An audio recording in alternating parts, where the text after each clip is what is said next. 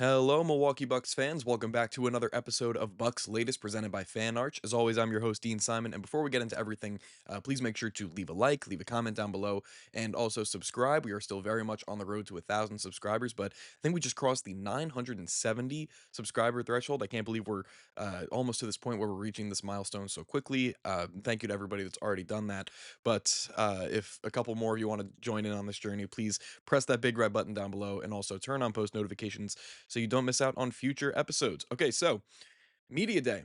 A lot of stuff went down, a lot of new faces, of course, they got to get behind the mic and on the podium to talk about what they're expecting out of this team and what their role will be within the roster and under Doc Rivers and, all that kind of stuff. And we got to really get some good insight from a lot of players on their plans for the upcoming year. And also, we did get to hear kind of from the higher ups of the Milwaukee Bucks organization, including Governor Wes Edens, who took to the podium first, I believe, out of everybody, even before John Horst and Doc Rivers went up kind of as a tandem to the podium. But Wes Edens, he let off this quote about Giannis and how he had talked to Giannis personally, and that Giannis's indication was, I'm all Milwaukee all the way. There's no way that I'm going to be leaving this team soon. I'm all for the Bucks. But interestingly enough, and I really thought it was fitting that we're getting off to this kind of start already. Giannis, who was basically attending the entire media day thing through Zoom because he was out with COVID, Giannis basically refuted that kind of claim from Wes Edens and basically said that I don't recall that meeting ever happening where Wes Edens said that we sat down and we had a heart to heart and I told him, yeah, I'm all for Milwaukee.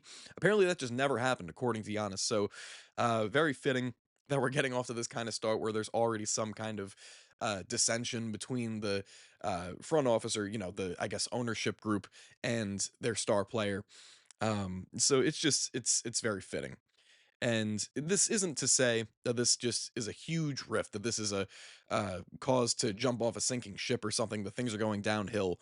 But it's just very, very funny when you get this kind of quote from Giannis, because of course we know Giannis to be very honest and very forthcoming and kind of dead on with his talking points. And if he's gonna express something, he's gonna, you know, come out fully and really let it be known what he's thinking.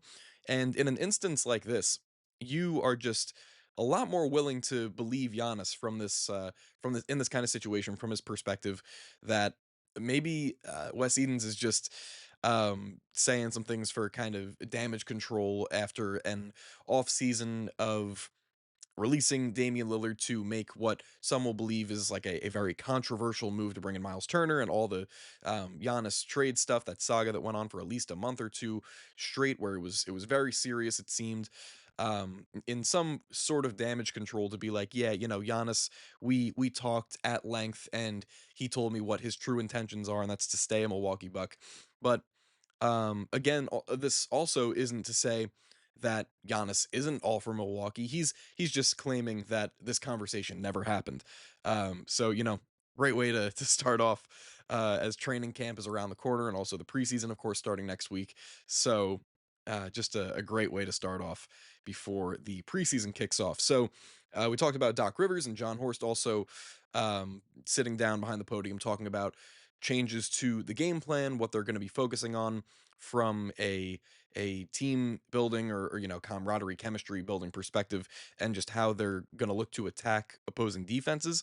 And I think the biggest maybe takeaway of the entire media day for the Milwaukee Bucks is just how much Doc Rivers and John Horst put an emphasis on playing with pace and getting out and running, and having Giannis kind of be the quarterback of their transition play. And this, of course, it's very meaningful because we knew that spacing and pace and driving and kicking actions, that was going to be kind of the crux of the Milwaukee Bucks game plan going into this year. But I really, really enjoyed how much Doc Rivers made it a point to say that, okay, it's not just going to be Giannis, though it will mostly be Giannis kind of captaining the offense. It'll be other guys just attacking the paint, getting to the rim, making themselves a threat within 6 to 8 feet, and then opening things up for the 3-point shooters. And hearing Doc Rivers just really kind of hammer this into the heads of the players from from not even day one, like negative day 10, just in terms of media day, and then of course training camp preseason. It was just, it's very, um I don't know if calming is the right word, but just kind of it soothes the mind a little bit to know that these kinds of talking points that were on the heads of Milwaukee Bucks fans and media members alike throughout the entire offseason, they're also of course in the heads of the head coach and the rest of the coaching staff and the front office. This is a huge part of how the Milwaukee Bucks would like to attack opposing defenses this year, and it's going to be very exciting. Just bringing in a guy like Myles Turner, who we'll get into in the next thing, um, having him be there for deflections and blocking shots and just altering shots at the rim, just being a great rim to turn in general, triggering fast breaks and then getting the ball in Giannis's hands or any of the lead ball handlers' hands, and then having them make quick decisions and kind of playing off of that. The Bucks are looking to be one of the most dangerous and most electric fast break teams in the entire NBA this coming year. And for good reason, when you got a guy like Giannis and when you have all these young legs and new talent, like Giannis also said during his media day little thing through Zoom, that the experience may be lacking a little bit, but the Bucks made up for it in the offseason by bringing in several new guys that can just pump in a lot of new energy to this team, something that hasn't really been seen before in the past 2-3 years. And especially as we're really going into this new uncharted territory, unpredictable era in the post Damian Lillard era, that's something that you're going to like to see, is just if anything, just going for somewhat of a youth movement and getting new guys into the fold and just, again, just having young legs on the court. Moving forward, we talked about Myles Turner for a second just there, and it became very evident throughout his media day that after losing in Game 7 of the NBA Finals as a member of the Indiana Pacers this past year, Myles Turner is still very evidently hungry, and he's still waiting for another chance to get back to the NBA Finals, and especially in a weaker Eastern Conference where, he decided to jump ship from the Indiana Pacers because, of course, Tyrese Halliburton's going to miss the whole year. He saw his opportunity and he took it, and he put himself in what he really believes is the best situation for him to win a title alongside Giannis, forming one of the most deadly defensive front courts in really the history of the NBA.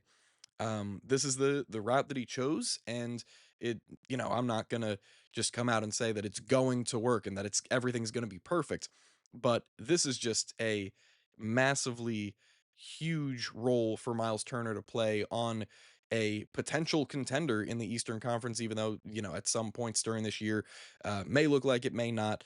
But one thing is clear: Myles Turner desperately wants to win, and even he himself said during his media day run that, after getting so close in, again, Game 7 of the NBA Finals with the Pacers, that he wants nothing more than to attempt to get back to the top of the mountaintop and really assert himself as one of the most important players on a championship team. And I mean, can you blame him? And who knows, if Tyrese Halliburton had not gone out halfway through the first quarter of Game 7 of the finals, he might be an NBA champion right now.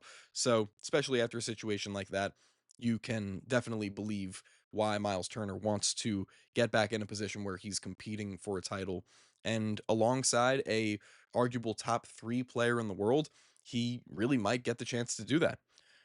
Finally, we're going to talk about that top 3 player in the world, giving some not necessarily unsuspecting praise, but definitely a comment that you weren't expecting to hear on, the first like opening parts of media day, or at least his kind of segment over Zoom. Giannis was kind of going down the list of the team and saying that, happy we brought in the young legs, and we waved and stretched Damian Lillard, and he was a great teammate. Myles Turner's a great guy in the locker room. But then as he was going on and talking about the rest of the team, he got to Cole Anthony, and he was kind of echoing a point that Cole Anthony had made maybe a week ago, maybe 2 weeks ago. Cole Anthony basically said that, I can't wait to get on the court with Giannis and form that kind of 1-2 punch with him. And he said something to the effect that it would be legendary. But Giannis returned the favor in this instance and basically said that Cole Anthony is going to bring a massive offensive spark off the bench, and that Giannis sees Cole Anthony as this team's X factor going to this year.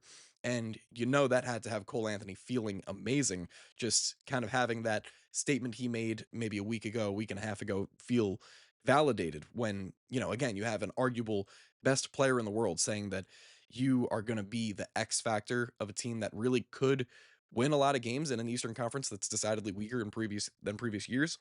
That's got to have him feeling good. And Giannis really, he did not tell a lie. Cole Anthony, he does have the potential to be this team's X factor, and it's plain to see because as I've talked about in recent episodes when we've mentioned Cole Anthony, this opportunity is unique to him, and it should allow him to really expand offensively because he was surrounded by so many limitations that were outside of his control as a member of the Orlando Magic on a team that had no kind of semblance of offensive creativity or spark or three-point shooting, spacing, any kind of factor that would allow him to be a little bit more successful on that end. But even in that kind of system where it was murky, there was just no outlet for him to really create anything except for creating for himself one on one.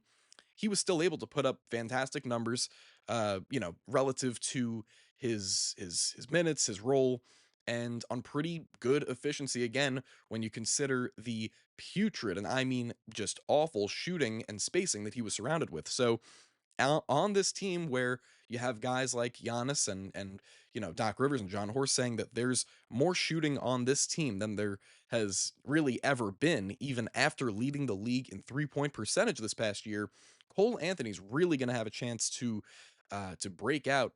And if he has a more productive year than, let's say, a guy like Bobby Portis, who is getting a little bit older, though he still should put up similar numbers that he has in recent years. If Cole Anthony has a more attractive year, by the stats, by the numbers, he really could be a sneaky sixth man of the year candidate and kind of even leapfrog a guy like Bobby Portis in those kinds of conversations, even as a guy that's been top three, top four in sixth man voting for the past 2, 3 years running. Cole Anthony, again, in this kind of more spread out transition attack offensive system where they're really looking to get to the rim, drive and kick, he will have a huge opportunity to score a lot of points for this team in a very efficient manner. And that way of him providing offense to this team, it's going to be heavily relied upon. He's going to be, again, like Giannis said, not just the X factor of this team, but a really, really important offensive piece that could not necessarily get this team over the hump. He might not be the championship winning difference, but in a tough playoff series where it's kind of it's got to be better offense beating great defense, a guy like Cole Anthony is a very, very valuable guy to have. And especially again in the playoffs where Cole Anthony has proven to be a net positive defender, he's gonna end up being a pretty impactful two-way player if the Milwaukee Bucks, let's say, get in a tough second round matchup against the Detroit Pistons or the Cleveland Cavaliers or something like that, depending on how the dice fall or the cookies crumble. But looking for a lot from Cole Anthony going to this year, and apparently Giannis is too. But anyways, that'll be it for me today. Thank you very much for tuning in to another episode of Bucks Latest presented by Fan Arch. As always, I'm your host Dean Simon, and if you've made it to this point in the video, please leave a like, leave a comment down below, tell me what you think, and also subscribe. Still on that road to 1,000 subscribers, but we should be there soon, knocking on the door as we speak. So if you'd like to join along in that journey, help us get to that number, I would really, really appreciate it. All right, I will see you guys in the next one. Go Bucks.